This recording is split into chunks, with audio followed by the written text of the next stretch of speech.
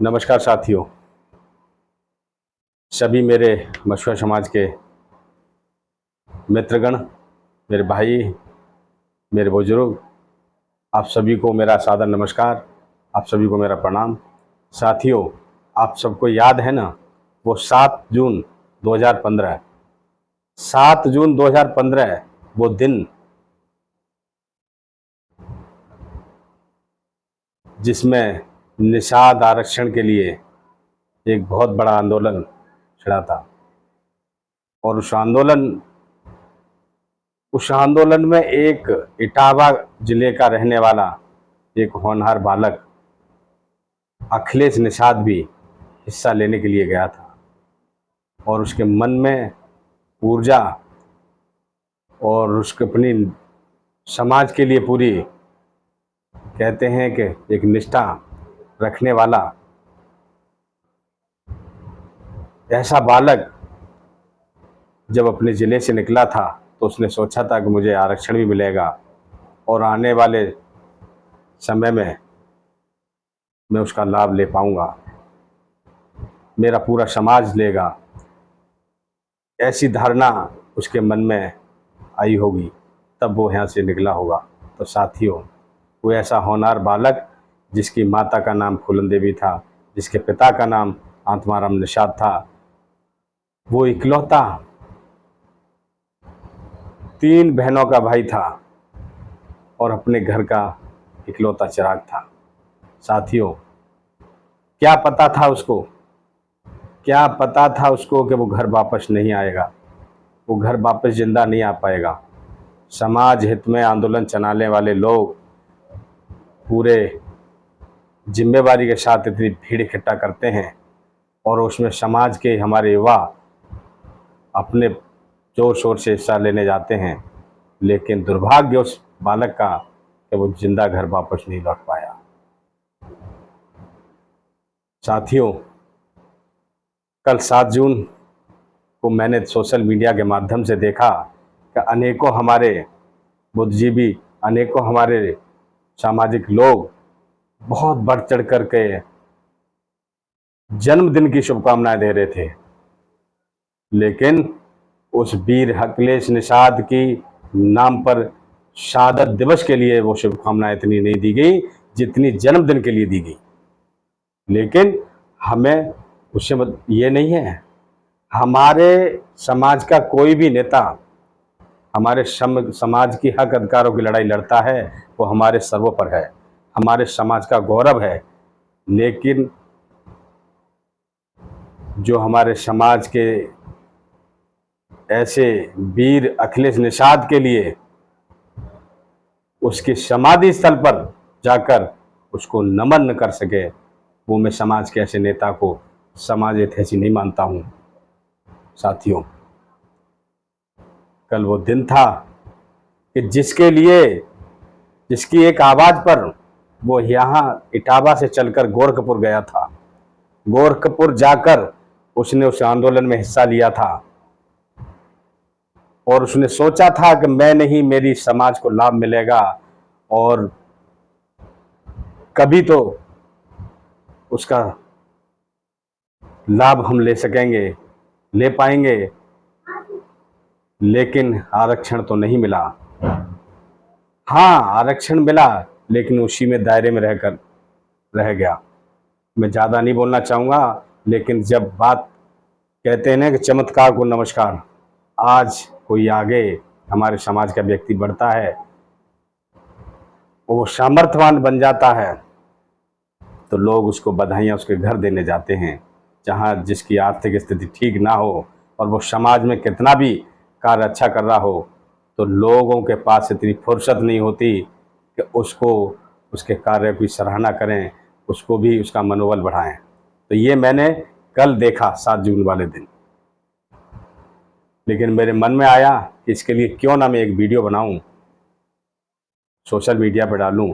ये एक प्लेटफॉर्म, हमारा सोशल मीडिया ही तो एक हमारा माध्यम है कि जो हम अपनी आवाज़ को पहुंचा सकते हैं। विरोध हमें नहीं करना किसी का, हमारी फितरत में नहीं किसी की टांग खींचना, लेकिन जो बात जायज़ है, उस बात जो सच है, उस सच बात को रखना हमारे जिम्मेवारी है, हमारा कर्तव्य है, हम अपनी आवाज़ को नहीं उठाएंगे। मैं देख रहा था कल लखनऊ में बड़े जोरदार किसी स्टेडियम में इतना अच्छा शानदार प्रदर्शन हो रहा था। कई लोग तुम्हारा शहादत दिवस का नाम भी ले रहे थे, लेकिन शहादत दिवस नहीं, वो जन्मदिन मनाया जा रहा था। जन्मदिन बनाने का भी कोई हम उसका विरोध नहीं करना चाहते, हम विरोध नहीं कर रहे, हम भी बधाइयाँ देते हैं। हम भी चाहते हैं कि हमारे समाज का कोई लीडर आगे बढ़े, नेता आगे बढ़े, हमारे समाज में एक हमारे समाज के लिए मजबूत कोई व्यक्ति नेतृत्व करने वाला मिले। हमारे समाज में अनेकों हमारे नेता हैं, हम सबकी इज्जत करते हैं, सबको अपना आदर्श मानते हैं, लेकिन गलत किसी का साथ नहीं देते। जो गलत करेगा उसके लिए हम आवाज़ उठाएंगे, ये हमारा कर्तव्य है। तो कल हम ये देख रहे थे कि अखिलेश निषाद जी के लिए जो जो जिसने अपने प्राणों की आहुति दी इस आंदोलन में, उस आंदोलन की वजह से किसी एक का परिवार फल फूल रहा है, आगे बढ़ रहा है, लेकिन उस परिवार में से किसी एक व्यक्ति ने आकर उस अखिलेश निषाद की समाधि पर जाकर मत्था नहीं टेका। ये दुर्भाग्य है ऐसे हमारे समाज के। इसीलिए मैं कहता हूं कि जो सच बोलता है वो फिर समाज का बड़ा होता है, और फिर लोग उसके लिए आलोचनाएं अलग अलग कमेंट करते हैं। लेकिन साथियों, बात उस चीज़ की नहीं है, बात यह है कि वो इकलौता चिराग अपनी 3 भाइयों का इकलौता भाई, बहनों का भाई, अपने पिता का बुढ़ापे का सहारा, अपनी माँ का लाडला जिसने खोया है, उनके दिल पर क्या बीत रही होगी या क्या बीतती है वही जानते हैं। लेकिन मैं धन्यवाद दूंगा ऐसे समाज सेवियों का कि जिन्होंने वीर अखिलेश निषाद की एक मूर्ति बनवाकर वहाँ स्थापना की। वो हैं हमारे मथुरा से महेंद्र सिंह तोमर, बादाम सिंह तोमर, जिन दोनों भाइयों ने उस परिवार का बहुत ही मनोबल बढ़ाया, सम्मान दिया। उस वीर अखिलेश निषाद की मूर्ति लगवाकर वहाँ एक कहते हैं कि पर्यटन स्थल की तरह एक अच्छा उस परिवार के लिए एक बहुत ही कहते हैं सराहनीय कार्य किया। तो जो करना चाहिए उन लोगों ने तो शायद मुड़कर नहीं देखा। क्या सरकार की तरफ से कोई सहायता उस परिवार को मिल रही है? वीर अखिलेश निषाद को, हमारे समाज के कदावर नेता को इसको दिलवा रहे हैं? उस परिवार को मदद मिल रही है?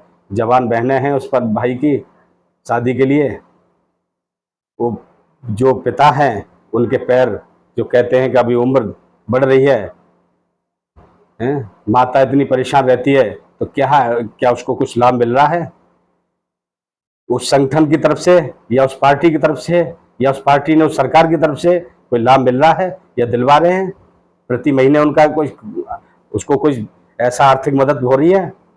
मेरा कहने का तात्पर्य यही है मेरे भाइयों कि जिसके लिए उसने अपने प्राणों की आहुति दी, आज वो समाज उसके शहादत दिवस पर भी शुभकामनाएं देने में झिझकता है।